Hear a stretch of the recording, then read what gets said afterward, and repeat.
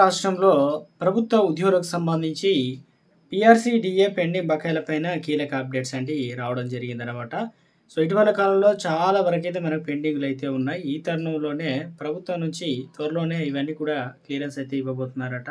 So, ఏంటి ఈ latest updates notification అయితే వచ్చిందండి. ఆ వివరాలన్నీ వీడియోలో తెలుసుకునే ప్రయత్నం చేద్దాం. చివరి వరకు చూడండి, స్కిప్ చేయకుండా. మొదటిసారిగా ఛానల్ వస్తే తప్పకుండా సబ్స్క్రైబ్ చేసుకొని bell button all notification activate చేసుకోండి. చూస్తున్న ప్రతి ఒక్కరు లైక్ చేయండి. పూర్తి వివరాలు వీడియోలో తెలుసుకునే ప్రయత్నం చేద్దామండి. తెలంగాణ రాష్ట్రంలో రేపటి నుంచి మనకు బడ్జెట్ సమావేశాలు అయితే ప్రారంభం కాబోతున్నాయి కదా. ఈ తరుణంలోనే గుడ్ న్యూస్ చెప్పడం జరిగిందనమాట. నిరుద్యోగ యువత కోసం రాజీవ్ యువ వికాస్ పథకాన్ని ప్రకటించింది. 6,000 కోట్లతో రాజీవ్ యువ వికాసం పథకం ప్రారంభించినట్టు చెప్పడం జరిగింది. ఎస్సీ, ఎస్టీ మైనారిటీల కార్పొరేషన్ ద్వారా నిరుద్యోగ యువతకు 3 నుంచి 5 లక్షల వరకు సాయం అయితే అందించనున్నారనమాట. మార్చి 15 నుంచి దరఖాస్తు స్వీకరణ, ఏప్రిల్ 5 వరకు దరఖాస్తు అయితే చేసుకోవచ్చు అనమాట.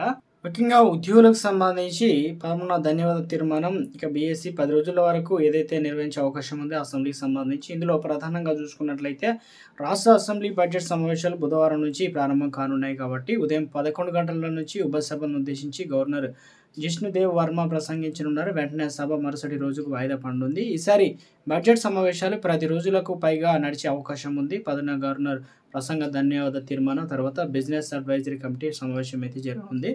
సో, ఇక ప్రత్యేకంగా చూసుకొని ఈసారి కొన్ని బిల్లులతో పాటు రాష్ట్రంలో ఉద్యోగులకు సమస్యలు అయితే ఉన్నాయి. ఇప్పటికే ఈ ప్రతిదీ కూడా 8,000 కోట్ల రూపాయలైతే బడ్జెట్‌లో మనకు కేటాయించాల్సి అయితే ఉంది. ప్రతి నెల ఈ రకంగా 5,600 కోట్ల రూపాయలు మాత్రమే ఇస్తామని చెప్పడం. ఈసారి ఏదైతే ఉద్యోగులకు మరియు పూర్తిగా రాష్ట్రంలో ఆర్టీసీ డిపార్ట్మెంట్‌లో 2 పాయింట్ చిల్లర మనకు డీఏ ఇవ్వడం, మనకు రావాల్సినటువంటి మొత్తం డీఏలు, పెండింగ్ బకాయిలు అలాగే ఉండిపోయాయి.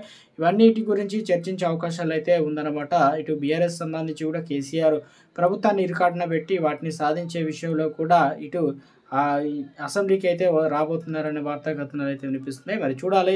మొత్తం మీద రాష్ట్ర వ్యాప్తంగా అసెంబ్లీ బడ్జెట్ సమావేశాలు అయితే త్వరలోనే ఉన్నాయి కాబట్టి, లేదంటే నెక్స్ట్ బడ్జెట్‌కు మారుస్తారు అనేది చర్చనీయాంశంగా మారిందంటున్నారు రాజకీయ నిపుణులు. దాంతోపాటు ఎంప్లాయీస్ కూడా చాలా ఎదురు చూస్తున్నాం అన్నమాట.